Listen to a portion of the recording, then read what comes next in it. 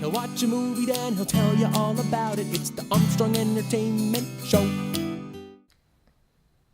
Hello everyone and welcome to Armstrong Entertainment. This is Chad here and I saw the movie Nocturnal Animals. It stars Amy Adams, Jake Gyllenhaal, Aaron Taylor Johnson, Michael Shannon, Isla Fisher, who else is it? Michael Shannon. It's directed by Tom Ford.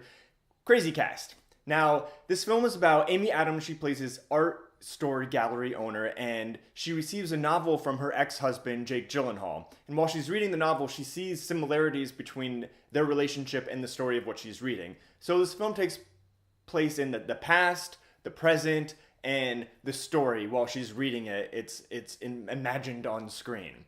This is obviously Tom Ford's second film. A Single Man was his first, which was amazing. I loved it so much. So I was very curious where he would go and what he would do next, his sophomore film. And this was it. It's beautifully shot. It's directed well. But I mean, how hard is it to direct Jake Gyllenhaal and Amy Adams? I mean, they're already amazing. So he had this amazing cast already set up for him. So he had a lot going for him. Gyllenhaal and Adams are obviously amazing actors. And I loved how they were able to show them in the past, like 20 years earlier, where they were like all happy and young and carefree, and you could just see that they were just like happy, normal people, and then cut to 20 years later where they're just like horribly, I don't know if depressed is the right word, they're just like lifeless, and it's just very sad what these people that they have become. And they did incredible jobs with that. But I will say it's kind of, I don't want to, unforgettable performances. I saw this movie about 2 weeks ago, and I kind of forget a lot of their scenes. The one thing that I really enjoyed about this film was while she's reading the book, her imagination of what's happening in the story. That's where it really, that whole segment was awesome to me. Aaron Taylor Johnson, I thought he did an incredible job. He had the one performance that I really, really, really remembered. Michael Shannon, not gonna lie, I barely remember him in this movie, and I think he's amazing.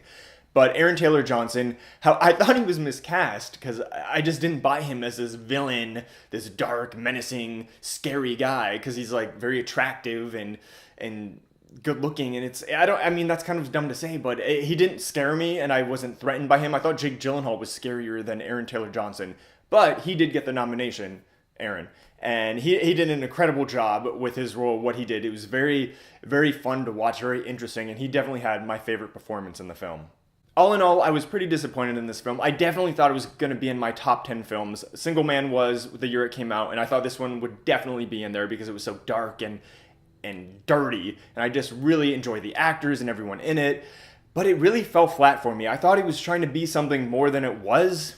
You know, it was like, what's the point? It didn't seem like it wasn't as clever as it was making itself out to be. And I just didn't care for the main characters, and that's something you really need to do. I didn't care about Amy Adams. I didn't really care about Jake Gyllenhaal. I was most interested in the fake story inside the story.